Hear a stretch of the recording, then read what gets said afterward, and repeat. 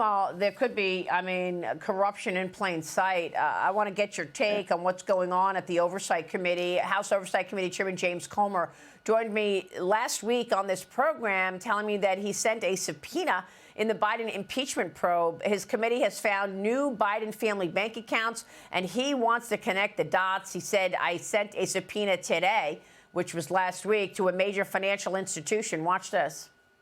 I issued a subpoena for targeted financial information from a certain financial institution related to Jim Biden, Sarah Biden, and Hunter Biden.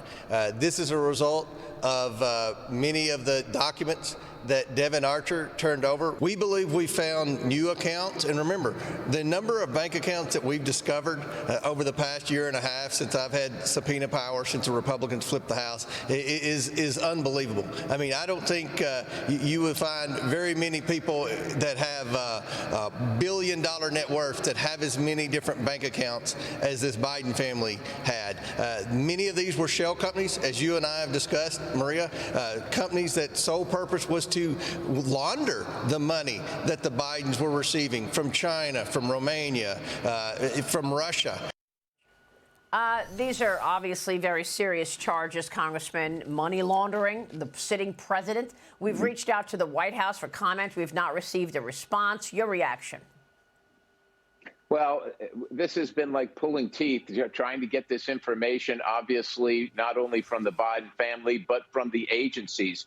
And rightly so, the oversight chairman has the duty to pursue the facts wherever they go, even though it's hard to get the information. It's hard to get the facts because we are being stonewalled and they're putting barriers up in front of us every day. As you know, we've also held we've also held in contempt the Attorney General of the United States for his refusal to give us the information.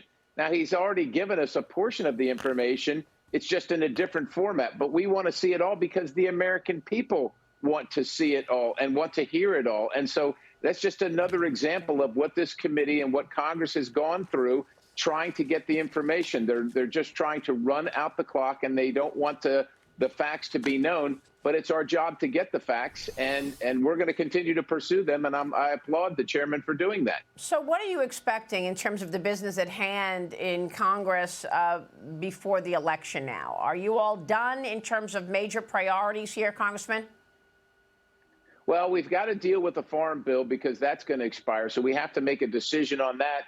And Maria, as you know, we just got done with last year's spending, and we have this year's spending, which is going to run out the end of September, and it takes months to get this stuff, these spending packages all put together. And so that needs to be our focus, and it's going to be a lot of work with a little bit of time. So we do have a lot of work to get done, and the American people demand it, especially when we're spending and borrowing an extra $1 trillion every 100 days. They want that to end because they can't afford groceries, daycare, right, electricity bills, you name it.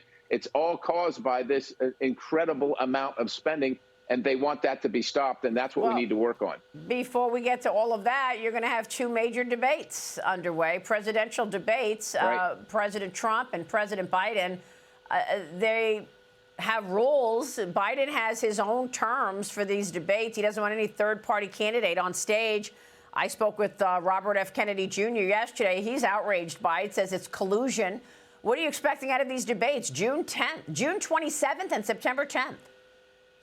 Right. Well, I think we're going to see what we pretty much expect to see. I think President Trump is going to be pretty aggressive with the facts of what has happened over the last 3.5 years. I think President Biden is going to struggle to get through some of this narrative, and I expect the media to take President Biden's side on the whole thing. But I would say this, Maria.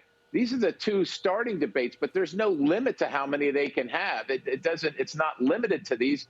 And I think that it should be opened up. This is the presidency of the United States of America. In critical times, we have a lot of questions to answer, and we need to see both of these individuals in their top form answering these tough questions because we've got to get our country headed back into a different direction. We can't continue to see it being destroyed. You want to see RFK Jr. up on that stage or no?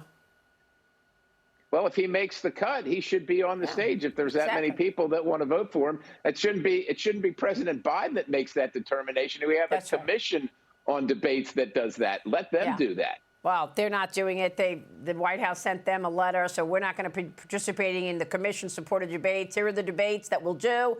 Here's the debates we're willing to do. Just imagine that, Maria. That's the way they did it. If President Trump had said, I'm not going to abide by the commission, they'd call him a dictator. But when President Biden did it, well, it's all appropriate. We had right to CNN and some other leftist network, right? Yeah. It's the same old game. Very good point, Congressman. It's always a pleasure to see you. Thank you, sir.